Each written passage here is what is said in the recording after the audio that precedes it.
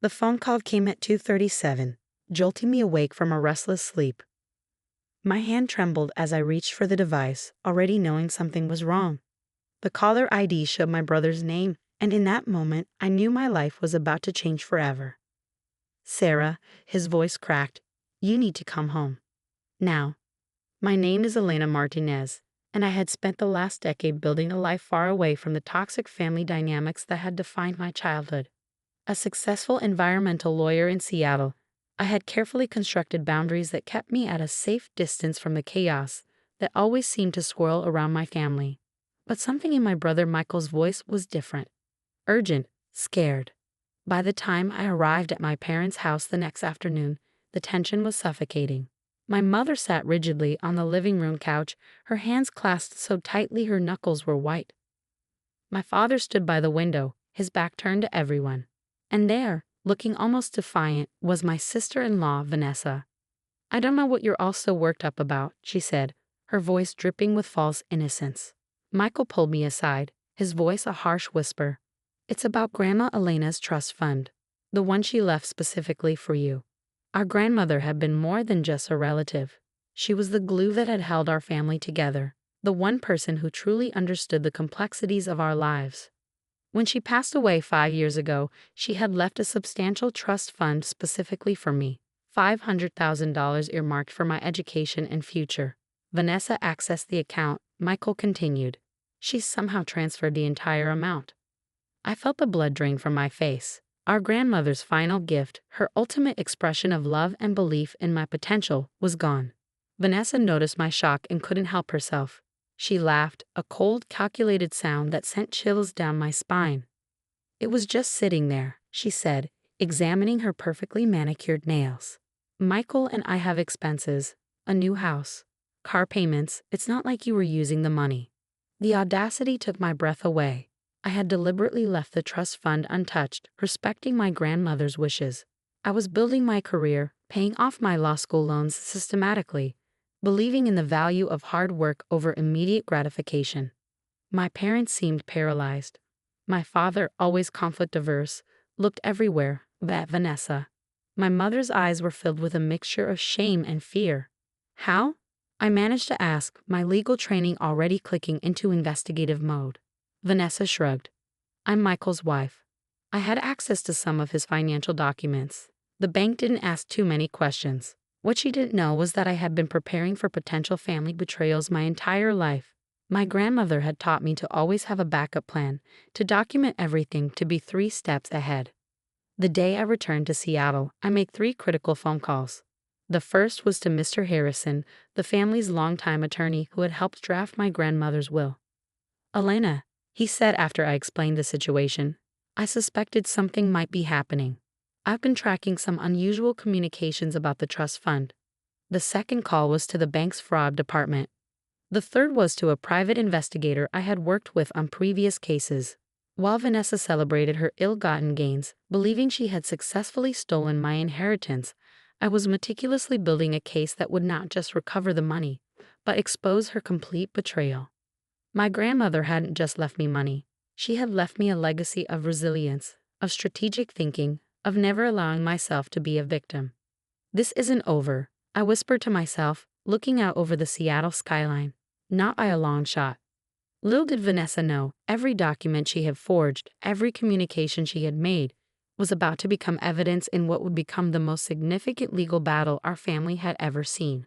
The trust fund wasn't just about money. It was about respect. About honoring my grandmother's memory. About proving that integrity matters more than short-term gains. And I was just getting started. Would you like me to continue with the next part of the story? I can develop the narrative further, focusing on Elena's strategic approach to uncovering and confronting Vanessa's betrayal. The next morning, I arrived at my law office earlier than usual. My colleague Marcus knew something was different the moment I walked in. The determined set of my jaw, the carefully organized file folder in my hand, everything screamed that I was preparing for battle. "Walk me through everything," Marcus said, closing the door to my office. I spread out the documents I had collected, bank statements, email communications, forged signatures. Each piece told a story of calculated deception. Mr. Harrison had been right. There were inconsistencies in the trust fund transfer that went beyond a simple family dispute. Vanessa hadn't just transferred the money, she had carefully manipulated multiple financial documents to cover her tracks. She forged my signature, I explained to Marcus, but she didn't know that my grandmother always insisted on additional verification for any significant transactions. The private investigator I'd hired had already uncovered a pattern. This wasn't the first time Vanessa had attempted financial manipulation. There were hints of similar incidents in her past, small transactions, carefully hidden transfers that had gone unnoticed. By noon, I had a comprehensive file prepared. Each piece of evidence meticulously documented, cross-referenced, and verified. My legal training wasn't just a profession, it was a weapon. My phone rang. It was the bank's fraud department. "Ms. Martinez," the investigator said, "we've completed our initial review. There are significant irregularities in the trust fund transfer." The pieces were falling into place. Vanessa had made a critical mistake. In her rush to steal the money, she had left a digital trail that would be her undoing.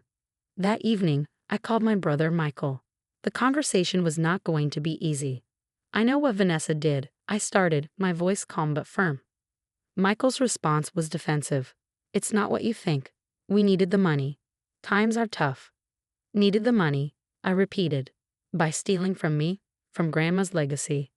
I could hear the conflict in his voice.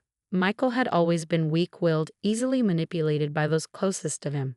Vanessa had perfected the art of making him feel both guilty and heroic in the same breath. "I have evidence," I continued. "Enough to not just recover the money, but to potentially press criminal charges." The silence that followed was deafening.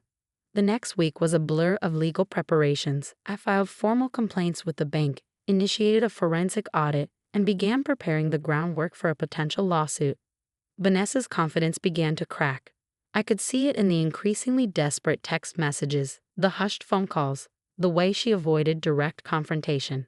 My mother called, her voice trembling. "Elena, please. Can't we handle this as a family?"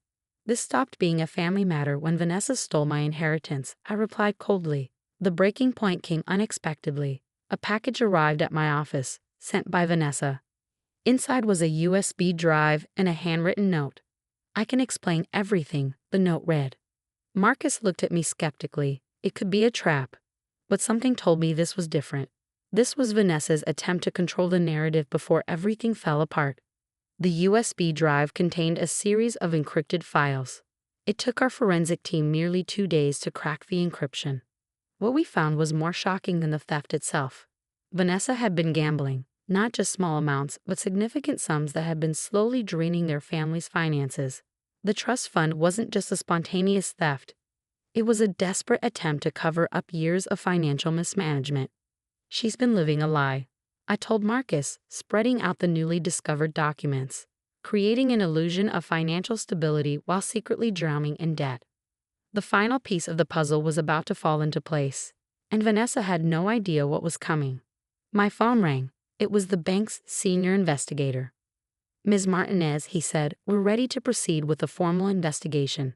Everything you've provided confirms our suspicions." I looked out my office window, watching the Seattle rain create intricate patterns on the glass. This wasn't just about recovering money anymore. This was about exposing a truth that had been hidden for far too long. Vanessa thought she had won. She thought a quick transfer and a few forged documents would be enough to steal my inheritance. She was wrong. Dead wrong. Would you like me to continue with the final part of the story where the full extent of Vanessa's betrayal is revealed and Elena takes her final strategic action? The courtroom was silent, tension thick enough to cut with a knife. Vanessa sat rigid, her perfectly composed exterior beginning to crack under the weight of the evidence. Mr. Harrison presented the documentation with surgical precision.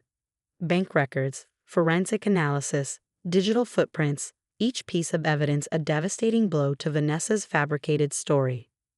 Not only did my client's sister-in-law illegally transfer $500,000 from a protected trust fund, Mr. Harrison stated, but she has systematically engaged in financial fraud spanning multiple years. The turning point came when the bank's lead investigator testified. Digital forensics revealed a complex web of financial deception. Vanessa hadn't just stolen my trust fund. She had been running an elaborate scheme of financial manipulation for years. My brother Michael sat with his head in his hands, the weight of his wife's betrayal crushing him. Vanessa's lawyer attempted to negotiate, but the evidence was overwhelming. The judge's expression made it clear this was beyond a simple family dispute. Ms. Reyes, the judge said, addressing Vanessa directly, you are facing multiple charges of financial fraud, forgery, and theft. When the verdict came, it was decisive. Complete restitution of the stolen funds, additional financial penalties, and potential criminal charges. The trust fund would be fully restored with interest. But this was about more than money. After the hearing, my mother approached me, tears in her eyes. I'm so sorry, Elena. We should have seen what was happening. I understood then that this wasn't just about Vanessa's betrayal. It was about breaking a cycle of family silence, of allowing destructive behavior to continue unchecked. This stops now, I told her quietly. The aftermath was seismic. Michael filed for divorce. Vanessa's professional reputation was destroyed. The family dynamics that had allowed such manipulation were finally exposed to harsh light. My grandmother's legacy wasn't just the money. It was the strength to stand up, to fight back, to protect what was rightfully mine. Months later, I sat in my office, looking at the restored trust fund statement. Mr. Harrison had ensured every cent was returned, with significant interest. What will you do with it? Marcus asked. I smiled, remembering my grandmother's words. I'll use it exactly as she intended, to build something meaningful.